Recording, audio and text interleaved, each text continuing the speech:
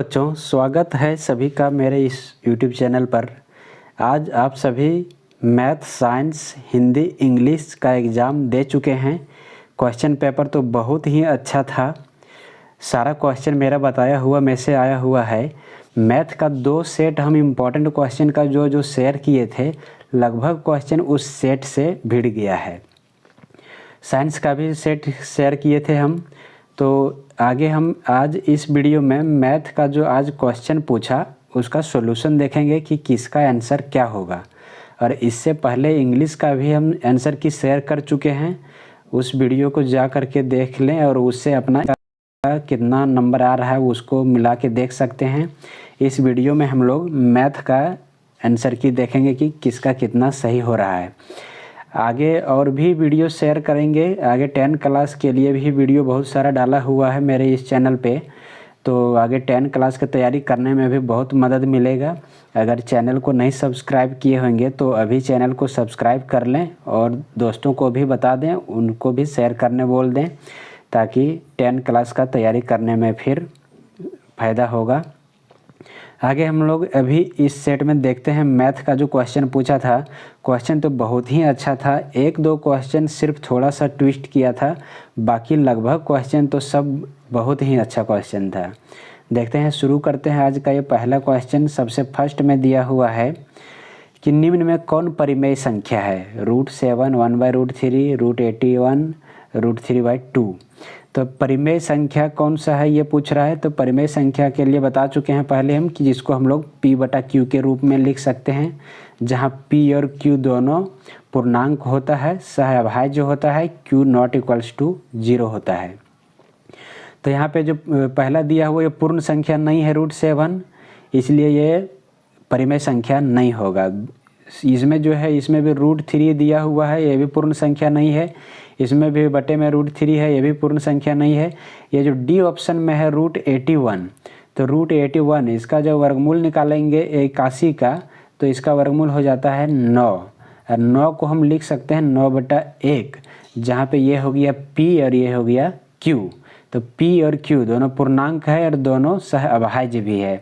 तो हम इसको कहेंगे कि ये हो जाएगा परिमेय संख्या। तो पहला का हो जाएगा ऑप्शन डी होगा इसका सही आंसर।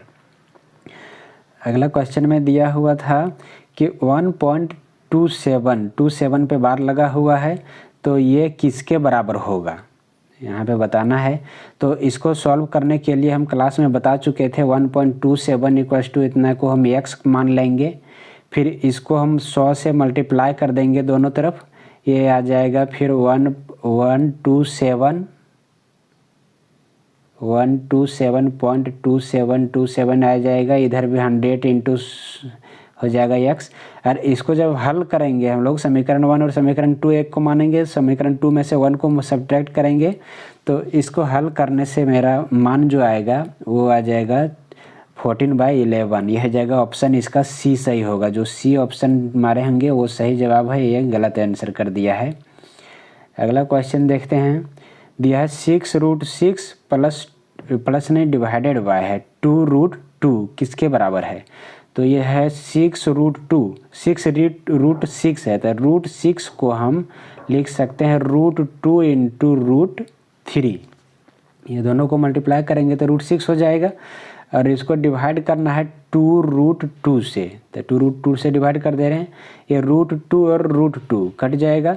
ये 2 से 6 को काटेंगे तो 3 हो जाएगा। तो बच गया क्या, यहाँ 3 बच गया, यहाँ बच गया √3। तो इसको आ गया आंसर मेरा 3√3। तो इसका ऑप्शन बी सही हो जाएगा। ये भी बी सही मारा है। अगला क्वेश्चन है 81 का पावर है 3/4, इसका मान क्या होगा। तो 81 जो है उसको हम लिख सकते हैं 3 × 3 × 3 × 3। ये इसको जब गुना करेंगे तो 81 आ जाएगा। जैसे 3 × 9 हो जाएगा, 9 × 27, 27 × 81। तो 81 को हम 3 का पावर 3 × 3 × 3 × 3 4 बार में लिख दिए। इसका पावर 3/4 दिया हुआ था। अब 3 जो है यहाँ पे 4 बार आया हुआ है, तो हम उसको लिख सकते हैं 3 का पावर 4। अरे ऊपर में जो पावर इसका 3/4 दिया हुआ था वो 3/4 रह गया। अब ये जब इसका ब्रैकेट को हटाएंगे तो गुना में हो जाएगा। ये 4 यहाँ भी पावर ऊपर में है, 4 यहाँ पर भी है, कट जाएगा तो आ जाएगा 3 का पावर 3। मतलब 3 को 3 बार गुना करेंगे तो ये हो जाएगा 3 तिया 9, 9 तिया 27। तो इसका ऑप्शन हो जाएगा, ये सही हो जाएगा, 27 आएगा इसका आंसर। अगला क्वेश्चन में पूछ रहा है कि कौन बहुपद है। तो बहुपद के लिए जो सेट हम बताए हैं उसमें भी ये क्वेश्चन दिए हुए थे। बहुपद के लिए बताए हैं कि जो चर रहता है x y z कुछ भी जो चर रहेगा उसको बटे में नहीं होना चाहिए, चर का पावर माइनस में नहीं होना चाहिए और चर को रूट में नहीं होना चाहिए। तो इसमें कौन सा बहुपद है, इसमें बटे में है चर, इसीलिए ये बहुपद नहीं होगा। इसमें चर जो है वो रूट में है, इसीलिए ये भी बहुपद नहीं होगा। अब इसमें जो रूट में है वो 2 है, हम बोले थे कि चर को रूट में नहीं होना चाहिए। तो चर है x यहाँ रूट में भी नहीं है, x का पावर माइनस में भी नहीं है और x जो है वो बटे में भी नहीं है। तो यही हो जाएगा मेरा यहाँ पे बहुपद। ये जो है वो चर में रूट लगा हुआ है, चर x जो है उसी में रूट लगा हुआ है, इसीलिए ये भी बहुपद नहीं होगा। तो ये तीनों बहुपद नहीं होगा, ऑप्शन सी हो जाएगा बहुपद। ये गलत आंसर लगा दिया है, डी लगाया है। ये यहाँ पे इसमें पूछ रहा है कि इसका घात क्या होगा। ये थोड़ा सा घुमाया हुआ था क्वेश्चन, लेकिन फिर भी ये बहुत से बच्चों से बन गया होगा। ये तो 3 लगा दिया है जो कि गलत हो गया। इसका घात निकालने के लिए सबसे पहले ये एक्स क्यू जो है वो ब्रैकेट के अंदर करके दोनों के साथ हम गुना करेंगे। तो एक्स क्यू को जब 2 से गुना करेंगे तो ये हो जाएगा 2x Q plus x Q को जब 3x स्क्वायर से गुना करेंगे तो ये हो जाएगा 3x का पावर। गुना जब कर रहे हैं तो गुना में पावर जुड़ जाता है, यहाँ पे पावर है 3, यहाँ पे पावर है 2, तो जुड़ जाएगा, ये हो जाएगा 3x का पावर 5। अब इसमें हम देखेंगे कि जो चर है मेरा x उसका घात क्या है, वही हो जाएगा इस बहुपद का घात। तो अधिकतम घात है यहाँ पे 5, तो इसका घात कहलाएगा 5। ऑप्शन सी इसका सही होगा, जो कि ये 3 लगा दिया था, इसका गलत हो गया है। क्वेश्चन नंबर 7 में दिया हुआ है, एक बहुपद लिखा हुआ है, इसको 1 + x से भाग देने पर शेषफल क्या होगा ये बताना था। तो ये क्वेश्चन भी हम बता चुके थे क्लास में भी।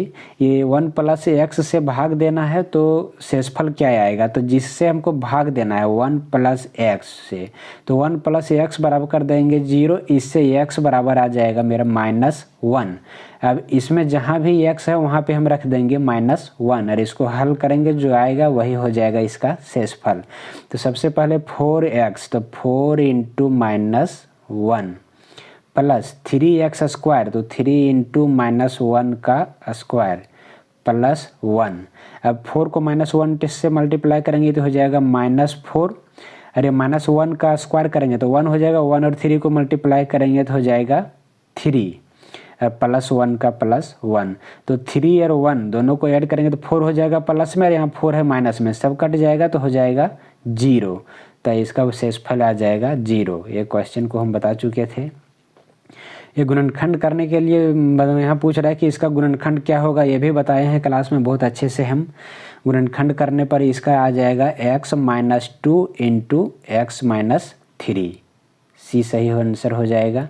क्वेश्चन नंबर 9 में दिया हुआ है कि वह बिंदु जहाँ दोनों निर्देशांक अक्ष मिलते हैं कहलाता है। निर्देशांक अक्ष मतलब ये x अक्ष और एक y अक्ष जहाँ पे मिलता है उसको क्या कहते हैं, दोनों यहाँ पे मिलता है, इसको कहते हैं मूल बिंदु। ये बहुत अच्छे से बता चुके थे इसको भी हम। इसमें दिया है 3 और 1 की कोटि क्या है, इसको भी बहुत अच्छा ट्रिक से भी बता चुके थे। कोटि इसमें पूछ रहा है तो ये होता है x अक्ष, ये होता है y अक्ष। ये 3 और 1 में ये 3 जो है वो x का मान है और बाद में जो 1 आया हुआ है वो है y का मान। अब इसमें कोटि पूछ रहा है, तो कोटि के लिए हम बताए थे कि इसको रिलेट करके याद रखना है कोटि को चोटी से। चोटी ऊंचा होता है तो ये हो गया ऊपर वाला जो मान रहता है y का, वही होता है कोटि। तो यहाँ पे कोटि 1 है, इसका हो जाएगा आंसर बी हो जाएगा सही। इसका कोटि हो जाएगा इसका 1। कोटि यानी चोटी, तो चोटी ये हो गया y वाला ऊपर रहता है तो y वाला मान हो जाता है कोटि, और x वाला जो है वो हो जाता है भुज। तो यहाँ पे 3 है भुज और 1 है कोटि। इसको भी बताए हुए थे सेट में हम। आगे दिया हुआ है निम्न में कौन रैखिक समीकरण है, ये क्वेश्चन को थोड़ा सा घुमाया हुआ है। अब रैखिक समीकरण कहते हैं जिस समीकरण का घात 1 रहेगा उसको कहते हैं रैखिक समीकरण। अगर घात 2 होगा तो वो कहलाएगा द्विघात समीकरण। तो ये यहाँ पे इसको जब हम हल करेंगे, ये x जो है वो x से गुना होगा तो ये x स्क्वायर हो जाएगा, ये द्विघात समीकरण हो जाएगा। इसको भी x और x को गुना करेंगे तो ये भी आ जाएगा द्विघात समीकरण। इसको हल करके देख ले सकते हैं, बता चुके हैं हम। ये तो ऑलरेडी दिख रहा है कि ये द्विघात समीकरण है। अब इसको हल करने से क्या होगा ये देखते हैं। ये हो जाएगा a माइनस बी का होल स्क्वायर, तो a माइनस बी का होल स्क्वायर होगा तो ये हो जाएगा a square minus 2ab plus b square बराबर, इधर है एक्स स्क्वायर माइनस 2। अब एक्स स्क्वायर यहाँ भी है, एक्स स्क्वायर यहाँ पर भी है, दोनों कट जाएगा तो यहाँ बच गया, एक साइड बच गया मेरा -2x प्लस 1 और एक तरफ बच गया -2। तो ये हो जाएगा रैखिक समीकरण। तो इसका हो जाएगा ऑप्शन डी सही हो जाएगा, रैखिक समीकरण डी होगा। आगे दिया हुआ है क्वेश्चन नंबर 12 में समीकरण दिया है x बराबर 3y की तुलना ax plus by plus c बराबर 0 से करेंगे तो ये भी c का मान क्या आएगा। तो ये जो समीकरण दिया हुआ है इसको पहले इस रूप में हम लिख लेते हैं। ये इसको हम इधर ले जाएंगे 3y को, तो हो जाएगा ax माइनस 3y बराबर 0। अब ये का मान होता है जो x के साथ गुना में रहता है, तो x के साथ यहाँ पे गुना में कुछ नहीं मतलब 1 है, तो ये का मान हो जाएगा 1, तो ये बराबर 1 हो गया। b का मान है वो होता है जो y के साथ गुना में रहता है, तो y के साथ यहाँ गुना में है -3, तो b का मान हो जाएगा -3। और c रहता है जो कांस्टेंट वो होता है, तो यहाँ पे कांस्टेंट कुछ नहीं, तो c का मान हो जाएगा 0। तो आ गया मेरा मान ABC का क्या 1 - 3 0। तो 1 - 3 0 कौन सा ऑप्शन में दिया हुआ है 1 - 3 0, 1 - 3 0 ये दिया हुआ है यहीं पे मेरा 1 - 3 0 ये ऑप्शन में ही दिया है, इसका ये ऑप्शन हो जाएगा सही आंसर। अगला क्वेश्चन में दिया है 5x प्लस 3y बराबर 4 का हल है। ये जो दिया है समीकरण इसका हल क्या होगा। तो x और y का मान को हम रख करके जब देखेंगे तो जो मान इस समीकरण को संतुष्ट करेगा वही इसका मान होगा। अगर ये जो टिक लगाया है उसको देखते हैं चेक करके, x के जगह पे अगर -1 रखें तो यहाँ हो जाएगा -5 और y के जगह पे 3, तो y के जगह पे 3 तो 3y है, तो 3 × 3 9 हो जाएगा। अब 9 में से 5 को माइनस कर देंगे तो 4 आ जाएगा और यहाँ पर भी 4 है। ठीक है, ये इसका हो जाएगा सी ही इसका सही आंसर होगा, ये सही टिक लगाया है। आगे दिया हुआ y बराबर 3 का आलेख समांतर होता है x अक्ष के y अक्ष के, ए और बी दोनों, इनमें से कोई नहीं। ये भी क्वेश्चन को हम बता चुके थे, सेम यही क्वेश्चन ऐसा ही y बराबर 4 का हम बताए हुए थे। तो ये y बराबर 4 जो है वो कौन सा अक्ष के समांतर होगा, ये है x अक्ष, ये हो गया y अक्ष। अब y बराबर दिया है 3, तो y बराबर 3, y का मान लेते हैं यहाँ 1 है, यहाँ 2 है, यहाँ 3 है। अब y बराबर 3 का जब आलेख खींचेंगे तो इस तरह से खिंचाएगा, y बराबर हो गया 1 2 3, तो 3 यहाँ पर आएगा, तो y बराबर 3 का आलेख ये हो गया। अब ये जो आलेख इसका जो आया हुआ है वो किस अक्ष के समांतर, ये हम देख रहे हैं ये x अक्ष के समांतर है, तो इसका हो जाएगा ऑप्शन ये सही हो जाएगा, x अक्ष के समांतर होगा। क्वेश्चन नंबर 15 में दिया हुआ है कि एक बिंदु की विमाओं की संख्या है 0 1 2 3। ये भी क्वेश्चन हम सेट में दे चुके हैं, कि नहीं है तो जाकर के पहले जो हम सेट शेयर किए हैं उस शेयर को जाकर के उस सेट को देख सकते हैं। सेम ये क्वेश्चन दिया हुआ था। एक बिंदु है तो उसका विमा क्या होगा। तो बिंदु का बताए थे कि ना लंबाई होता है, ना चौड़ाई, ना ऊंचाई, कुछ नहीं होता है, तो इसका विमाओं की संख्या हो जाएगा 0। ऑप्शन ये सही हो जाएगा। 15 का हो गया। 16 नंबर में ये भी क्वेश्चन दिए हुए थे हम सेट में। संपूरक कोण 65 डिग्री का संपूरक कोण क्या होगा। संपूरक कोण बताए हैं कि जब दो कोण मिलके 180 डिग्री होता है तो संपूरक कहलाता है, जब दो कोण मिलकर 90 डिग्री होता है तो पूरक कहलाता है। इसका ट्रिक भी बताए थे कि पूरक और समपूरक, पूरक 3 ही अक्षर का है और समपूरक 4 अक्षर का है। तो जो छोटा है 3 अक्षर वाला वो 90 डिग्री हो जाएगा छोटा वाला, और जो बड़ा है 4 अक्षर वाला समपूरक तो वो हो जाएगा बड़ा वाला 180 डिग्री वाला। तब जब दो कोण मिलके 180 डिग्री होता है तो वो संपूरक कहलाता है। उसमें से एक कोण मेरा 65 डिग्री दे दिया, तो दूसरा कोण क्या हो जाएगा, तो 180 में से 65 को हम माइनस कर देंगे तो इसका आ जाएगा 115 डिग्री। तो ये हो जाएगा इसका ऑप्शन बी सही हो जाएगा। ये भी सही लगाया है, 115 डिग्री हो जाएगा। ये फिगर दिया हुआ है, इसका पूछ रहा है कि इसमें x का मान क्या होगा। इसको जब हम लोग हल करेंगे तो यहाँ पे x का मान आ जाएगा, इसका ये x का मान आ जाएगा यहाँ पर मेरा 68 डिग्री आएगा। इसको हल करके देख लेंगे, इसको थोड़ा लंबा जाएगा यहाँ पे।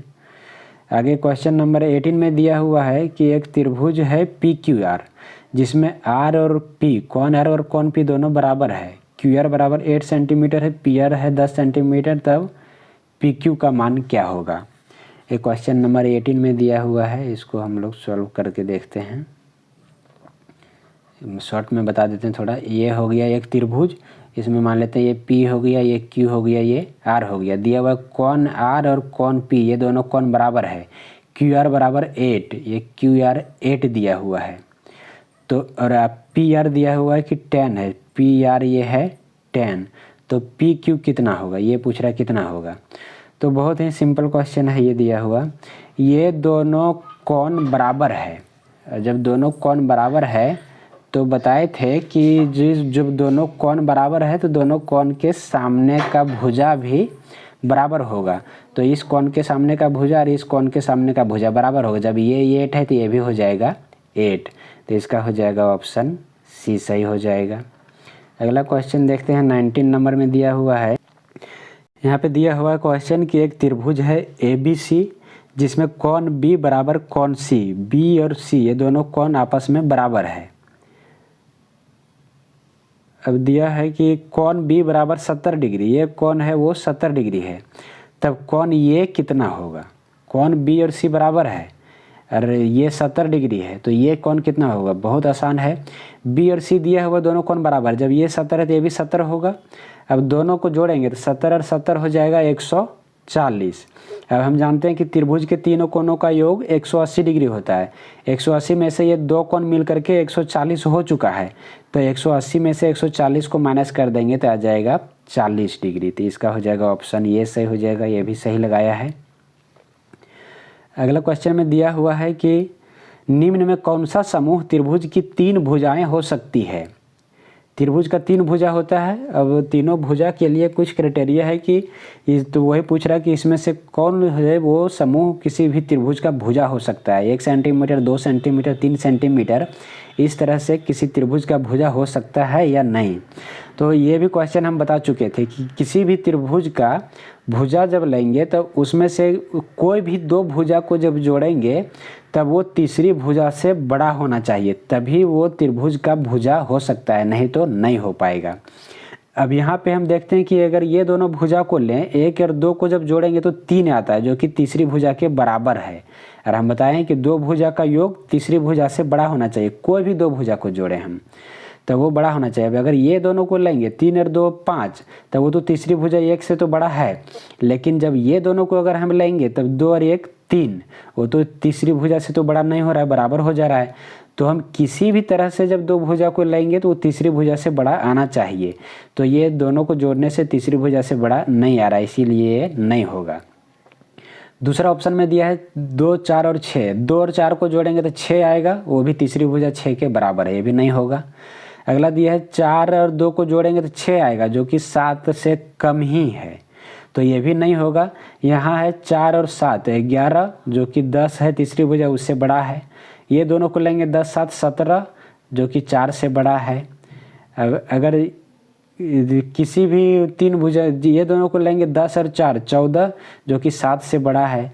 तो कोई भी 2 भुजा को जब ले रहे हैं तो वो तीसरी भुजा से बड़ा हो रहा है, तो यहाँ पे हो जाएगा ऑप्शन डी सही हो जाएगा आंसर मेरा। अगला दिया हुआ है क्वेश्चन कि यदि एक त्रिभुज की कोई 2 भुजाएं और उनका अंतर्गत कोण दूसरे त्रिभुज की कोई भुजाओं और उनके अंतर्गत कोण के बराबर हों तो दोनों त्रिभुज सर्वांगसम होंगे। कौन सा नियम से। एस ए ए। यहाँ पे एस से हो गया साइड, ए से हो गया एंगल, मतलब भुजा कोण भुजा। तो यहाँ पे जब दिया हुआ है त्रिभुज की कोई 2 भुजाएं और उनके अंतर्गत कोण, 2 भुजाएं मतलब कि एक भुजा ये एक भुजा ये और उसके अंतर्गत कोण मतलब उसके बीच का कोण। तो ये हो गया साइड, ये हो गया एंगल, ये हो गया साइड। तो एस ये एस सर्वांग समता का नियम यहाँ पे हो जाएगा। एस ऑप्शन ये सही होगा। वो भी क्वेश्चन को बता चुके थे, इसको भी हम। यहाँ दिया एक वर्ग का प्रत्येक कोण होता है, ये तो बहुत ही सिंपल है, 90 डिग्री होगा। एक वर्ग का प्रत्येक कोण 90 डिग्री का होता है, जानते हैं हम लोग।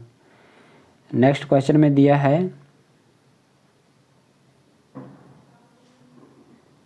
एक यदि ABCD चतुर्भुज में कोण A बराबर कोण C, कोण B बराबर कोण D तथा विकर्ण AC नॉट इक्वल्स टू विकर्ण BD, तो यह किस प्रकार का चतुर्भुज होगा। एक चतुर्भुज है जिसमें कोण A और कोण C दिया है कि बराबर है। ये हो गया ये AC, इसको मान लेते हैं B, ये हो गया D, ये हो गया इसका विकर्ण।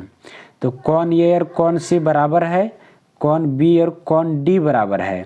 अब विकर्ण जो है वो AC और BD ये दोनों बराबर नहीं है, तो ये हो जाएगा समांतर चतुर्भुज। ऑप्शन इसका हो जाएगा सही, C ऑप्शन हो जाएगा। अगला क्वेश्चन में देखते हैं, इसमें दिया हुआ यहाँ पर कि AD त्रिभुज ABC की माध्यिका है। यदि एरिया ऑफ ABC बराबर 32 है तो एरिया ऑफ ADC कितना होगा। एक त्रिभुज है ABC, इसमें AD इसका माध्यिका है, AD है इसका माध्यिका। अब त्रिभुज जो पूरा ABC जो है उसका एरिया दिया हुआ 32 है, तो ADC इसका एरिया कितना होगा। तो माध्यिका हम जानते हैं कि त्रिभुज का 2 बराबर भाग में बांट देता है। अगर ये पूरे का एरिया 32 है तो माध्यिका जो ADC है आधा जो इसको कर रहा है उसका हो जाएगा 16 वर्ग सेंटीमीटर। ये भी सही टिक लगाया है, B ऑप्शन इसका सही हो जाएगा। अगला क्वेश्चन में दिया हुआ आकृति में समांतर चतुर्भुज ABCD का क्षेत्रफल क्या होगा। ये जो समांतर चतुर्भुज है ABCD, इसका क्षेत्रफल क्या होगा। समांतर चतुर्भुज का क्षेत्रफल का फॉर्मूला हम लोग जानते हैं, होता है आधार गुने ऊंचाई। अब यहाँ पे आधार कौन सा होगा, ऊंचाई कौन सा होगा, ये हम लोग देखते हैं। पहला ऑप्शन दिया है AB गुने BM, तो ये भी आधार अगर लेंगे तो इसका BM दिया है ऊंचाई, B से M, ये ऊंचाई नहीं होगा। आधार पे ऊंचाई जो है वो लंब होना चाहिए। अगर ये भी लिया हुआ था तो यहाँ पे DL ले सकता था। अगर ये भी गुने DL रहता तो ये हो जाता आधार, ये हो जाता है ऊंचाई, लेकिन AB और BM है तो ये नहीं होगा। दूसरा है BC गुने BN, BC ये BC हो गया और BN नहीं होगा। BC जो भुजा को लिया है तो इस पर ये लंब BN लंब नहीं है, तो ये भी नहीं होगा। अगला है DC गुने DL, DC ये DC हो गया और DL ये दिया हुआ है DC और DL, यही हो जाएगा इसका सही आंसर। DC गुने DL, ये DC हो गया और ये DL, ये आधार हो गया, ये लंब हो गया, तो आधार गुने ऊंचाई ये हो जाएगा। अगला ऑप्शन में दिया हुआ था AD और DL, तो ये AD था और ये DL, AD पर DL लंब नहीं है इसीलिए ये भी नहीं होगा, तो इसका हो जाएगा ऑप्शन C सही हो जाएगा। ये भी सही आंसर मारा है। ये भी क्वेश्चन को हम दे चुके थे अपना सेट में कि 3 असंरेखी बिंदुओं से होकर कितनी वृत्त खींचे जा सकते हैं। कोई भी 3 असंरेखी मतलब एक ही रेखा पर नहीं होना चाहिए, वही हो गया यह असंरेखी। तो एक बिंदु यहाँ, एक बिंदु यहाँ, एक बिंदु यहाँ मान लिए लेते हैं, तो इससे होकर के केवल एक वृत्त खींचा जा सकता है। ये भी सही आंसर मारा है, ऑप्शन ये सही हो जाएगा। लगभग क्वेश्चन मेरा सेट में दिया हुआ था, ये सब बहुत सारा क्वेश्चन उससे भिड़ गया है, इसीलिए बोल रहे हैं कि चैनल को ज़रूर सब्सक्राइब कर लें। 10वां क्लास में बहुत इंपॉर्टेंट क्वेश्चन का बहुत सारा सेट पहले भी दिए हैं और भी क्वेश्चन इंपॉर्टेंट वाला अपलोड करेंगे हम।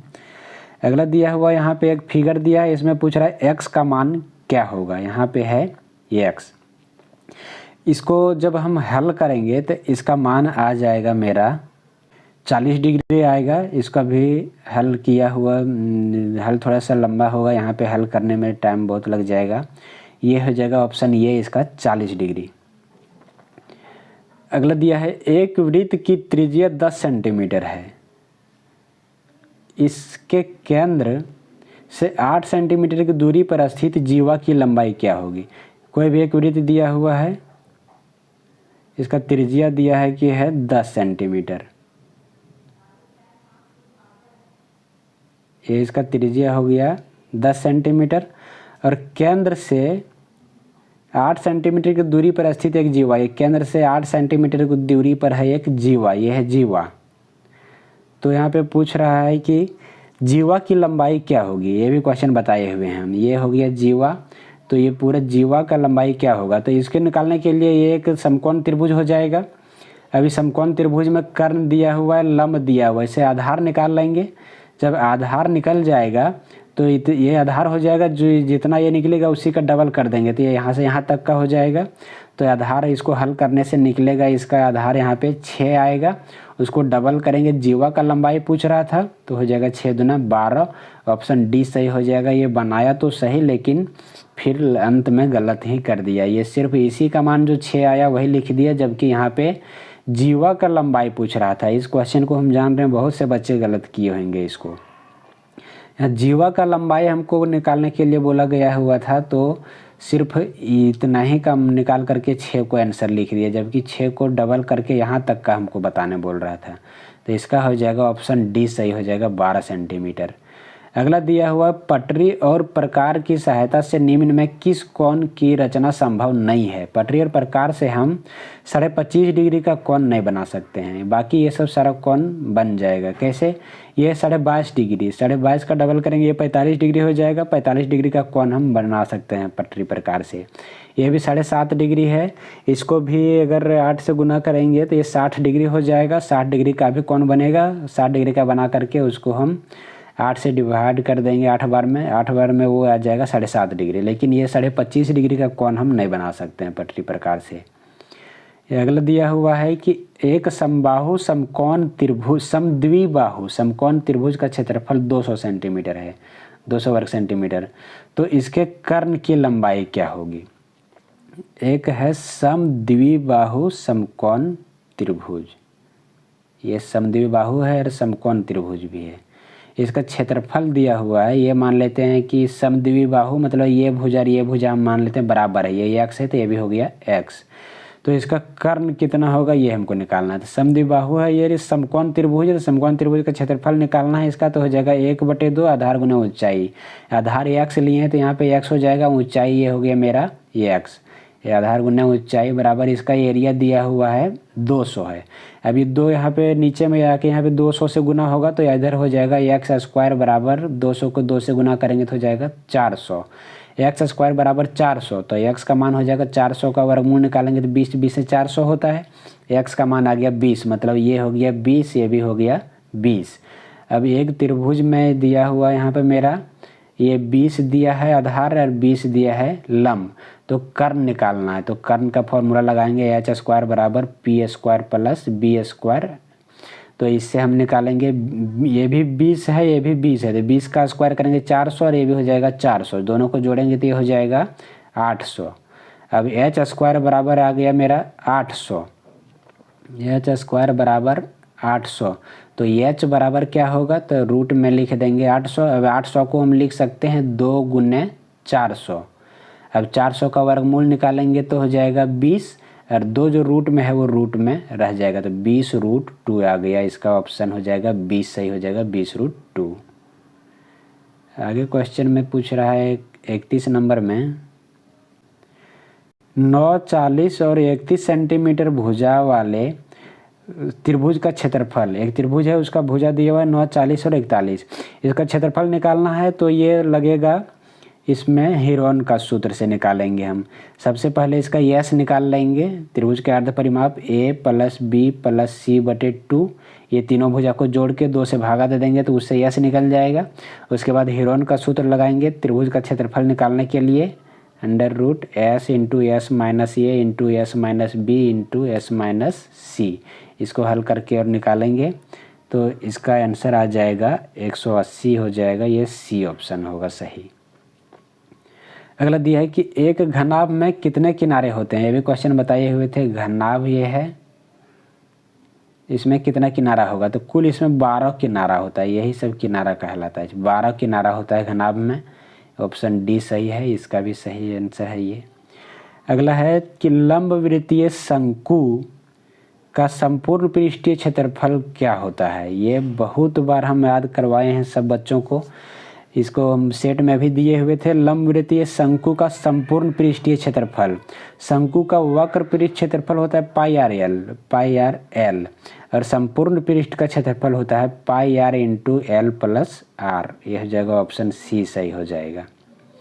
अगला क्वेश्चन दिया हुआ है 34 में, एक लंबवृत्तीय बेलन के आधार का क्षेत्रफल यदि पाई ए स्क्वायर वर्ग सेंटीमीटर हो और ऊंचाई 20 सेंटीमीटर हो तो उसके वक्र पृष्ठ का क्षेत्रफल क्या होगा।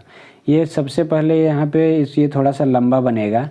ये दिया हुआ आधार का क्षेत्रफल, बेलन के आधार का क्षेत्रफल दिया है पाई ए स्क्वायर। तो आधार जो होता है बेलन का वो एक वृत्त के रूप में होता है, तो ये वृत्त का क्षेत्रफल दिया है पाई ए स्क्वायर। तो वृत्त का क्षेत्रफल होता है पाई आर स्क्वायर।